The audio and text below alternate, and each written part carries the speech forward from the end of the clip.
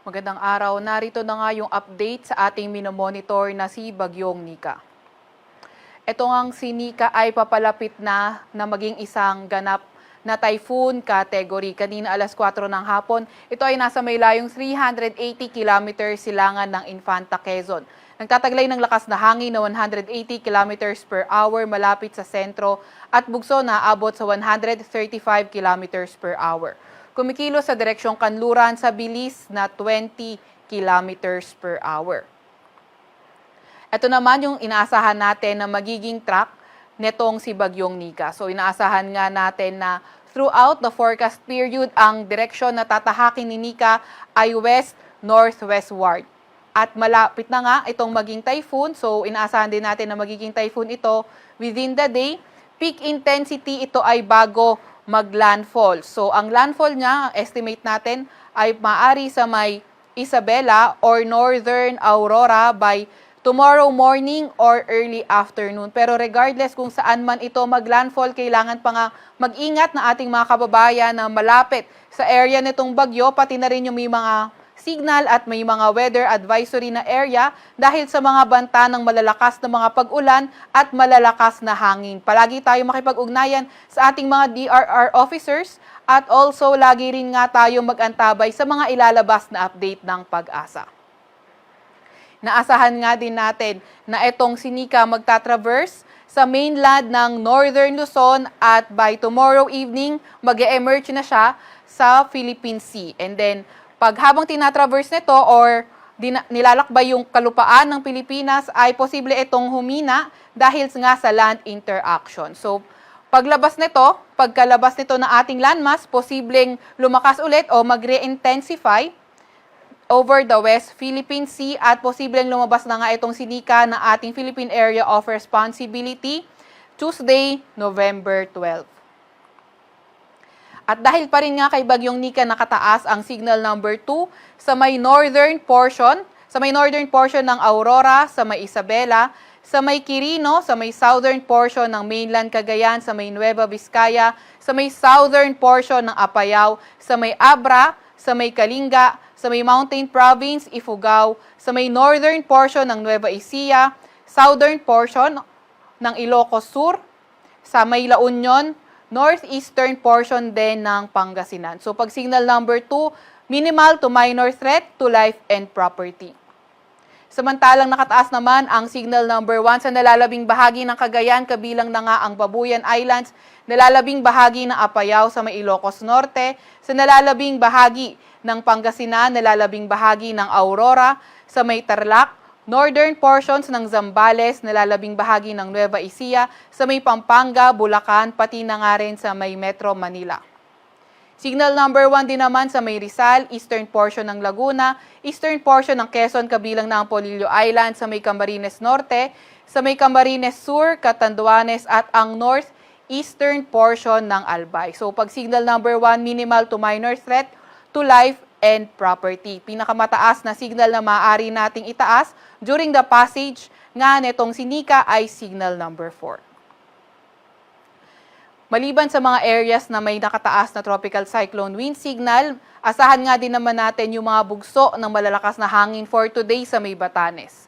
By tomorrow sa may Batanes, Batangas, Marinduque, Romblon, Camarines Sur at sa may Catanduanes, and by Tuesday sa may Batanes at Cagayan, kabilang na ang Babuyan Islands. At meron din naman tayong nilabas na weather advisory kung saan ito ay for 24 hours. Naasahan nga natin ngayong hapon hanggang bukas na hapon, yung heavy to intense na mga pag-ulan, 100 to 200 millimeters of rain sa may Isabela, pati na nga rin sa may Aurora. So heavy to intense, numerous flooding events are likely, lalo na nga sa areas na urbanized, low-lying, or malapit sa mga rivers. Landslide din ay likely in moderate to highly susceptible areas. Today afternoon to tomorrow afternoon, moderate to heavy rains naman, so 50 to 100 millimeters na mga pag-ulan sa may Cagayan, kabilang ng Babuyan Islands, Apayao, Abra, sa may Kalinga, Mountain Province, Ifugao, Nueva Vizcaya, sa may Quirino, sa may Quezon, Camarines Norte, sa may Camarines Sur, sa may Catanduanes, pati na rin sa may Northern Samar. So tomorrow afternoon to Tuesday afternoon, meron na nga tayong inaasahan na intense to torrential rains pag intense to torrential rains, more than 200 millimeters na mga pag-ulan yung pwedeng ma-record dyan sa may area ng Cagayan, kabilang ng Babuyan Island, sa may Apayao, Kalinga, Isabela, pati na rin sa may Aurora. Kapag intense to torrential rains, widespread incidents ng mga pagbaha, pati na rin ng mga pagguho ng lupa ay expected. Kaya lalo-lalo na sa mga areas na naka-intense to torrential, kailangan talaga natin mag-antabay ng mga update ng Pag-asa at makipag-ugnayan sa ating mga DRR officers. Samantalang heavy to intense, 100 to 200 millimeters of rain. Dito yan sa may Ilocos Norte, sa may Ilocos Sur, Mountain Province, Benguet, Ifugao, Nueva Vizcaya, pati na rin sa may Quirino at moderate to heavy rains naman na asahan sa may La Union, sa may Pangasinan, Tarlac, Nueva Ecija, pati na rin sa may Quezon. Pero kahit tayo ay under heavy to intense at moderate to heavy rains, kailangan pa nga rin natin mag-ingat, lalo na kung susceptible sa mga pagbaha yung area natin, pati na rin sa mga susceptible sa pagguho ng lupa. Lalo na nga rin yung mga inuulan na noong nakaraang araw pa dahil posible nang saturated yung lupa natin sa areas na yan. Tuesday afternoon to Wednesday afternoon, moderate to heavy rains. Posible sa may Ilocos Norte, Apayao, Abra, pati na rin sa may Ilocos Sur. Meron din tayong nakataas na gale warning sa eastern coast ng Cagayan, sa may Isabela, sa may Aurora, sa may Camarines Norte, sa may Quezon, kabilang na nga ang Polillo Islands, sa may northern at eastern coast ng Camarines Sur at ang northern coast ng Catanduanes. Kaya sa mga nabanggit na area, kung maaari ay huwag munang pumalaot yung mga maliliit na sasakyang pandagat, pati na rin yung mga motor bangkas dahil magiging napakaalo ng karagatan sa mga lugar na iyan. Meron din naman tayong nilabas na storm surge warning. So, inaasahan nga natin ang storm surge sa may eastern section ng Southern Luzon, Central Luzon, pati na rin sa may Northern Luzon, pati na rin sa northern part ng Northern Luzon, at pati na rin sa western section nga ng Northern Luzon. Para sa mas detalyado impormasyon, pwede nyo bisitahin na aming website under Tropical Cyclone, and then meron dong storm surge warning. So ano nga bang kailangan gawin ng mga areas na may storm surge warning? Una, stay away from coast or beach, cancel all maritime activities at lagi pa ring mag-antabay ng mga ilalabas na update ng Pag-asa. Maliban na nga lang dito kay Nika na minomonitor natin nasa loob ng ating Philippine Area of Responsibility, may bagyo at low pressure area tayong minomonitor din.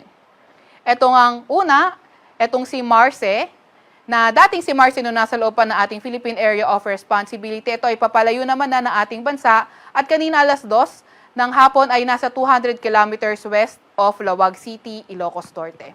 Ang kailangan nga din natin isang pagbantayan nga na weather system ay itong low pressure area sa labas ng ating Philippine Area of Responsibility. Itong low pressure area na ito, kanina alas 2 ng hapon, nasa 2,020 kilometers silangan ng Eastern Visayas.